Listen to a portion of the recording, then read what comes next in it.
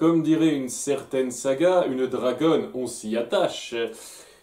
Épisode pas mal du tout, en ce qui me concerne, aurait mérité plus de développement mieux amené, je trouve. Je vais en parler un petit peu. Et j'ai quelques petits soucis en termes d'écriture de dialogue. Je vais en parler au fur et à mesure. Ça commence sur nos héros qui sont arrivés donc à cette nouvelle ville. J'ai même pas souvenir qu'on les nommait. Voilà, ils sont arrivés à cette nouvelle ville, ils se sont posés et ils disent ah c'est dingue qu'il y a un dragon qui survole la ville de temps en temps pour une raison qui n'est pas du tout expliquée. Voilà, bon, on dit que c'est une dragonne, j'imagine que ça se voit. Et le truc avec ça, ce qu'on a repris un tout petit peu dans la règle précédente, comme quoi c'était évident, mais oui, je suis désolé, moi je connais pas exactement tout le bestiaire du coin. Vous savez que les vouivres, ça existe par exemple. Et ça a une forme très similaire. Ça aurait pu être ça. Ça aurait pu être d'autres créatures volantes. Mais bon, bah, c'est clair, maintenant c'est une dragonne.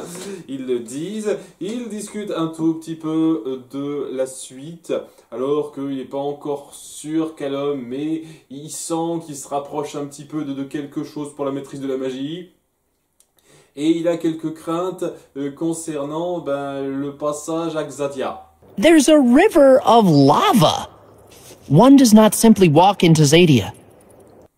Waouh! Vous faites même le petit geste qui va avec, au cas où ce soit pas clair que ce soit la référence. Ok, j'ai vu. Je sais pas si je le prends particulièrement bien ou pas. C'était un peu facile en ce qui me concerne. Mais bon, hein, c'est comme la référence à Game of Thrones dans l'épisode 1. Vous reconnaissez ce genre de truc très même, on va dire. Donc, il a quelques craintes sur le fait de pouvoir passer convenablement à cette frontière, alors que Rayla lui dit que c'est bon, tout va bien, hein, rassure-toi, il y a un passage secret qui est sûr. J'imagine que c'est pour ça qu'ils font un détour qui leur prend 3 semaines de plus qu'Amaya, qui est à la frontière depuis je sais pas combien de temps maintenant. Ça doit être ça. Alors qu'ils discutent un petit peu de ça, ils ont un peu leur moment léger ensemble, ça va pour l'instant. Il y a Soren et Claudia qui arrivent dans cette ville en question parce que j'imagine qu'ils ont retracé le chemin qu'ils auraient pris pour se rendre à la frontière. Autrement dit, c'est pas super clair pour moi et je pense que c'est un petit peu le problème que j'ai avec ça. C'est-à-dire qu'ils prennent la voie logique pour aller à la frontière et pas une voie détournée. Parce que s'ils prennent la voie logique pour aller à la frontière, qu'on connaît bien en règle générale, à ce moment-là, ils ne devraient pas mettre des plombes quand on compare à Maya par exemple. Et s'ils prennent un chemin détourné, comment ça se fait que Soren et Claudia aient pu les suivre? Parce qu'il n'y a rien qui indique qu'ils aient suivi une quelconque trace d'eux maintenant, quoi. Ils y vont un petit peu en mode YOLO, quoi. On se dit, on sait vers où ils vont, on sait un peu leur objectif. Donc on suit cette voie-là, quoi. C'est un peu comme ça que c'est montré. Soren qui commence de plus en plus à me saouler, je vous cache pas, parce que le mec est con en fait. Il y a le gars, le soldat d'Amaya qui les a suivis, notre groupe, je sais pas si j'en ai parlé dans l'épisode 3, qui s'est fait capturer parce qu'il les a empêchés de leur faire du mal à ce moment-là. Donc c'est cool qu'on joue un peu sur cette continuité-là. Donc il s'est fait capturer et il s'apprête à voir Soren une deuxième ou une troisième fois, en lui disant ah, c'est bon, ce coup-ci, si vous me délivrez, je vous aiderai et j'essaierai pas de m'enfuir. Et il dit je sais pas, peut-être. Il est à ce niveau-là, Soren. Il est con. Il a vraiment atteint le stade où il est un peu trop benet pour moi. Il y a une différence entre être un peu benet et trop. Et là, je pense qu'il a atteint le stade trop, ce qui fait qu'il passe de moins en moins bien. Et ça va se jouer aussi sur la suite parce que voilà, ils arrivent dans cette ville et ils se rendent compte, lui et Claudia, qu'il y a un dragon qui survole un petit peu le coin de temps en temps, régulièrement. Et les soldats du coin n'ont rien fait de spécial parce que voilà, c'est un dragon et il attaque pas, quoi. Il fait que tourner en rond. Et à nouveau, je sais pas du tout pourquoi. Il est là, il se trouve là. Ce n'est pas expliqué. J'espère qu'on aura une explication à ça, je vous jure. Et une fois de plus, les gens qui disent, tu verras, ok, je verrai. Il y aura une explication à ça ou pas. C'est tout ce que j'espère. Parce que si c'est un dragon qui décide de tourner en rond au-dessus d'un village pour aucune raison, je trouverais ça gros. Mais si on donne une raison plus tard, c'est bien, c'est pas un problème. C'est ce genre de truc que je vais appuyer avant que quelqu'un vienne se plaindre. Là, ça commence seulement à me saouler, ça. Voilà, c'est ce genre de choses que je veux appuyer quand je fais ce genre de remarques. Hein, ok? Donc, il se dit, Soren, parce qu'il est un petit peu con une fois de plus, et pourquoi vous l'attaquez pas en tant que eux? Il y a des balistes dans le coin, faites comme ça, et qui foncent sans réfléchir. C'est moi le commandant maintenant, puisque je suis parti de la garde royale, faites ce que je dis, il attaque, et voyez-vous ça, il vise pas bien. Il croit comme un débile que simplement lui faire peur avec une flèche, ça va suffire. Ben non. Ça, là, il revient et il attaque pour de vrai le dragon ce coup-ci. Hein, parce qu'il a été menacé directement et donc il attaque un peu la tour, il brûle le village de façon un petit peu aléatoire. Je veux dire, pourquoi il s'attaque au rempart du village et pas directement uniquement à la tour où il est directement attaqué? Les dragons sont intelligents ou pas en fait? C'est une question qui me vient en tête tout de suite, je vous cache pas. Étant donné que c'est quand même un dragon qui dirige plus ou moins Xadia de base, en tout cas la frontière, quoi. Quand même, je me pose la question, est-ce qu'ils sont très réfléchis ou est-ce que ce sont quand même des créatures un peu sauvages de base, quoi? C'est un peu la question qui se pose là sur le coup quand je vois ce genre de truc. Parce que à sa place, moi, direct, j'attaquerais directement la tour, quoi. J'attendrai un petit peu après ça pour cramer le village en dessous qui ne représente aucune menace directe en comparaison à ça. Vous voyez, hein, je veux bien comprendre qu'il brûle le village après, hein, s'il est énervé, oh mon dieu, on m'a attaqué, alors je peux tout détruire si je veux, le blabla, si vous voulez, mais je comprends pas pourquoi tout de suite, vous voyez. Donc, ouais, il va suffisamment lentement pour permettre à Claudia d'utiliser un sort de magie noire en utilisant un œil de faucon. Et ouais, quand je dis qu'il va suffisamment lentement, ils ont le temps de faire un petit sketch d'interlude avant de faire son sort. Genre, il y a Soren qui dit ah, t'as un œil de griffon sur toi, c'est dégueulasse, comment ça se fait? Et c'est bien sympa, et tu pourrais plutôt dire merci d'avoir pensé à toi, à ça, t'es génial. Elle attend. J'attends que tu le dises. Et elle dit, ok, merci d'y avoir pensé, t'es génial. Et après, elle se dit, ok, je lance le sort. Donc, ça dure facilement une trentaine de secondes. On sent l'urgence dans ce genre de choses. Et c'est là que je trouve, ça commence de plus en plus à se ressentir. L'humour, même le texte en règle générale, mais l'humour, je trouve, franchement, qu'il y a un problème de rythme. Je dis pas qu'il fallait pas faire cette blague, elle est pas mauvaise du tout sur le principe, mais il fallait soit la faire après coup, c'est-à-dire après le danger, soit la faire rapidement, quoi. Que ce soit un dialogue tac au tac, pas un truc qui dure aussi longtemps. Parce qu'ils sont dans une situation où il y a quelque chose d'urgent à traiter. Et donc on ne peut pas juste rester sur place bêtement à dire n'importe quoi. C'est ce genre de choses qui m'irritent un petit peu et j'espère qu'on n'aura pas trop de cas comme ça, mais ça commence un tout petit peu à se cumuler. Tout petit peu quand même. Enfin bref, elle utilise son sort qui enchante donc une des... Je sais pas si c'est une flèche, comment on appelle ça, le gros truc. Enfin, la munition de baliste, quoi, de façon à ce qu'elle touche, quoi qu'il arrive, la cible désignée. Même si la cible désignée n'est pas automatiquement claire. Je veux dire, si vous vous trompez sur la cible de départ, comment tu sais exactement quelle cible ça veut viser? Je sais pas. Enfin bref, ça finit par toucher le dragon et à le faire s'effondrer au sol un peu plus loin. Et notre groupe qui a observé ça d'un petit peu plus loin, hein, vient la voir, s'inquiète pour elle, a tout juste le temps de lui enlever la grosse flèche, excusez-moi, j'ai plus le terme en tête, qu'elle s'est pris dans le thorax pour la laisser aux mains du groupe, qui pense qu'elle est morte parce que ils savent pas, j'imagine que ça peut s'excuser, ils savent pas prendre le pouls d'un dragon. C'est vrai, c'est pas forcément simple, je reconnais. Hein, écouter son cœur, prendre son pouls, j'imagine que ça se fait pas comme ça. Donc il croit qu'elle est peut-être, sans doute morte. Il l'enchaîne quand même, on n'est jamais sûr de rien, bien entendu.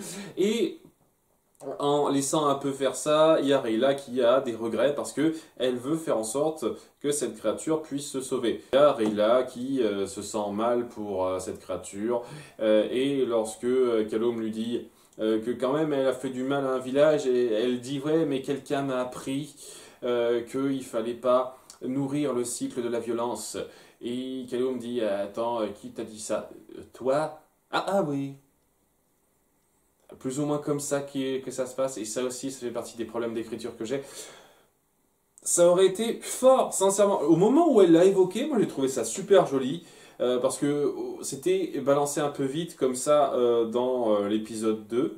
Et c'était intéressant de montrer que ça finit par déteindre sur elle. Qu'au bout du compte, ce que prône Callum commence un tout petit peu à l'atteindre. Et le fait que il n'est pas fait tilt dans sa tête que c'est lui qui l'a un tout petit peu convaincu, c'est une grosse occasion manquée, ça. Qu'on ait besoin de lui faire dire que c'est lui qui l'a dit parce qu'il n'est pas fichu de le comprendre lui-même, je trouve ça lourd. Vraiment, c'est 3 fois rien, c'est un dialogue rapide, mais franchement, le simple fait de faire en sorte qu'ils comprennent directement, ou juste qu'ils commencent à poser la question, mais qu'ils finissent par se dire «Ah oui», qu'ils comprennent un petit peu en cours de route, ça aurait été 1000 fois mieux. Parce que le faire montrer comme ça donne l'impression que ces paroles qu'il a dites dans l'épisode 2, bah, c'était des paroles en l'air. Et qu'il n'a pas plus réfléchi que ça et qu'il a vite oublié. Et ben on est content. Ouais, je suis désolé. C'est ce genre de truc qui m'irrite un petit peu. Et il y avait des tonnes de moyens de faire comprendre aux spectateurs qui auraient oublié ça sans passer par ce type de dialogue-là. Voilà, c'est ce genre de choses qui m'irrite un petit peu, je le cache pas. Enfin bref, si je vais pas y passer 107 ans, c'était un dialogue rapide. Bref, elle se dit qu'elle va y aller, elle va un peu les combattre. Au début, elle aura une approche un peu furtive pour essayer de les assommer. Mais elle finira par se faire voir par Soren, elle se battra un peu par elle-même. Et de son côté, Callum sera un petit peu frustré parce qu'il voudrait faire quelque chose et il peut pas. Et c'est là qu'il finira par se résigner à faire quelque chose en voyant les différents dessins qu'il a fait. Avec notamment donc le bouquin qu'il a, je sais pas s'il l'a piqué à Claudia, s'il lui prend par, je ne sais plus exactement comment ça se passe, ce truc-là, enfin bref quoi, il a une idée, il se dit je vais utiliser un sort que je l'ai vu faire pour sauver Rayla, en tout cas l'aider à libérer cette dragonne en changeant les chaînes en serpent. C'est un sort donc je me souviens plus exactement quand on l'a vu, mais c'est vrai qu'on l'a vu à un moment donné. Donc grâce à ça, il permet un petit peu d'équilibrer les chances et le dragon se libère et fout un petit peu sa raclée à Soren. Un point un petit peu grave, enfin je pense, on verra ça l'épisode suivant. En tout cas, alors qu'il est un petit peu énervé, le dragon, il y a Zim qui finit par se pointer. Alors, au début, on voulait le mettre un petit peu à l'écart de ça parce que c'est un petit peu trop violent, il est un peu trop jeune pour ça, mais il est un petit peu attiré par cette dragonne qui est un petit peu comme lui. Au début, je pensais que c'était peut-être sa mère ou je sais pas trop quoi, mais étant donné que Rayla, elle l'a pas reconnu comme telle, c'est pas sa mère. Mais ce dragon, en voyant Zim, il finit apparemment, parce que c'est pas clair du tout là aussi, par reconnaître quelque chose en le sentant.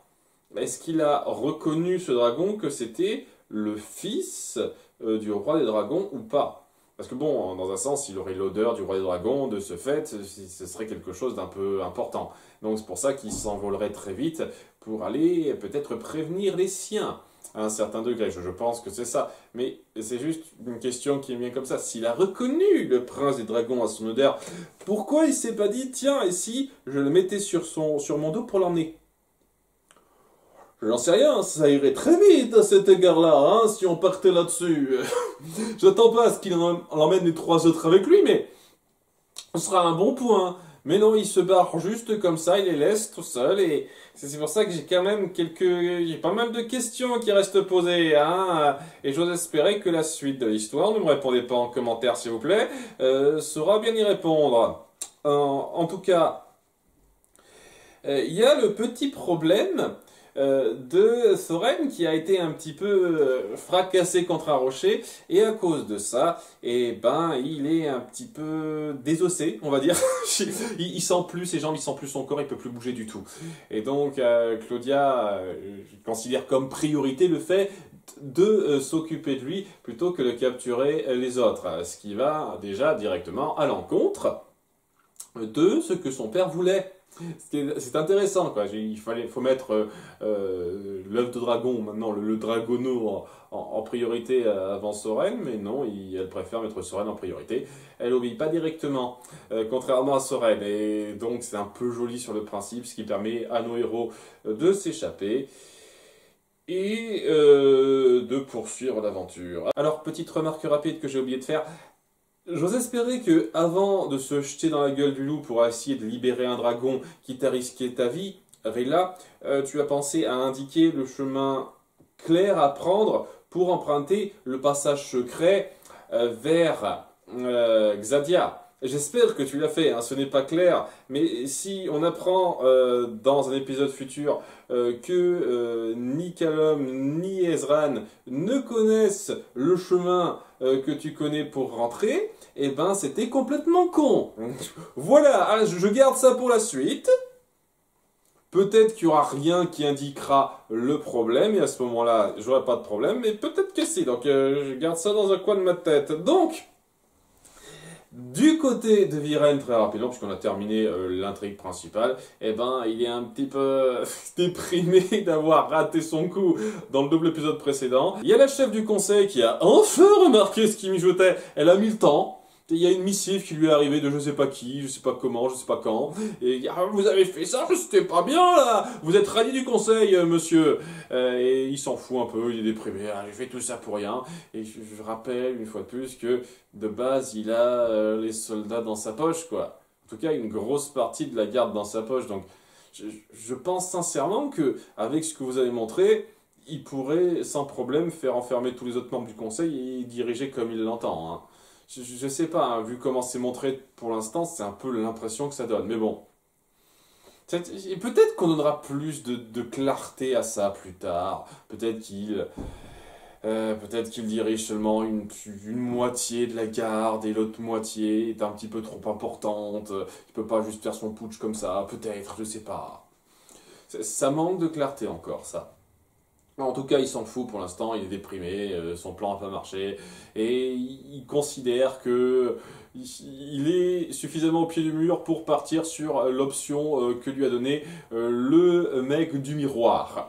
Donc, il réouvre ce miroir, si j'ose dire, et il se dit « Ok, très bien, tu veux que je donne mon sang? Je vais faire couler mon sang comme toi. » Donc, ils le font couler dans un gobelet, ça crée un truc magique qui permet de faire une petite téléportation de miroir à miroir d'un insecte téléphone. Il fait tomber un insecte de sa bouche, je veux dire le gars quand même, et il le fait téléporter de son gobelet au sien pour pouvoir parler directement à Viren, et donc il va avoir son espèce de génie maléfique ou un truc comme ça. Vu comme c'est présenté à la toute fin, c'est un peu l'impression que ça donne. Ça va être une sorte de génie démoniaque, de djinn, on va dire, qui est là pour le servir, mais qui n'a pas des intentions très nobles, semble-t-il. On verra ce qu'il en est l'épisode suivant. C'était pas mal du tout, vraiment. C'est juste des grossièretés à plusieurs moments, ci et là, et oui, autant le drame autour de Soren à la toute fin peut être un peu impactant sur le principe, il a été vraiment très, très con durant la majorité de l'épisode, quoi. Il réfléchit pas à ce qu'il fait, et au bout d'un moment, ça devient un petit peu lourd au fur et à mesure. Si on compare, je sais pas, moi, à Zhao dans Avatar saison 1, le mec avait le sang chaud, il faisait de temps en temps des trucs pas très réfléchis. Mais c'est quelqu'un qui s'y connaissait, c'est quelqu'un qui savait être fourbe, et qui avait suffisamment d'ambition pour aller au-delà de son côté bêta. Là, il sait se débrouiller en combat, mais au-delà de ça, qu'est-ce qu'il a pour lui? je pose un petit peu la question. Je pensais que il y avait peut-être un truc un peu recherché dans ses codes moraux, mais franchement, ça descend assez bas à ce niveau-là. C'est juste à un moment donné, il se sent un petit peu mal lorsque le village est attaqué et il décide de libérer le gars pour qu'il aide les villageois, ce qui se fera hors champ, on voit pas du tout ça. Donc voilà, il pense un tout petit peu aux gens et aux conséquences de ses conneries. Au moins il y a ça, mais c'est assez léger pour moi. Et franchement, il y a intérêt à faire quelque chose de notable par la suite, qui aille un peu plus loin que ça pour que il m'intéresse sincèrement le personnage. Pour l'instant, c'est pas trop ça. Mais on verra, une fois de plus, peut-être que le drame qui lui tombe dessus tout de suite aidera à faire une évolution intéressante. On ne sait jamais. Mais à part ça, c'était bien fichu, quoi. Ça fait évoluer pas mal de points. Et j'apprécie les quelques développements psychologiques qui sont mis en place à travers les décisions de certains personnages. Déjà Claudia qui met son frère en priorité, par exemple. Même Callum qui décide de sauter le pas, même si ça lui fait pas plaisir, en faisant pour la toute première fois de la magie d'ombre, alors que c'est pas quelque chose qu'il voulait au départ. Mais c'est important pour lui, il veut faire quelque chose, donc c'est quelque chose qui me plaît ça, j'apprécie ce genre de détails. C'est un épisode sympathique à cet égard-là. Et on verra si la suite sera poursuivre. Je pensais que ce serait un petit peu des triples épisodes qui s'enchaîneraient au début et à la fin de chaque saison, mais pas cette fois. En tout cas, ça permet de se rattacher à quelque chose de continu sur 3 épisodes, ce qu'on a vu là. Mais peut-être que je me trompe. A bientôt pour l'épisode 8. Bye!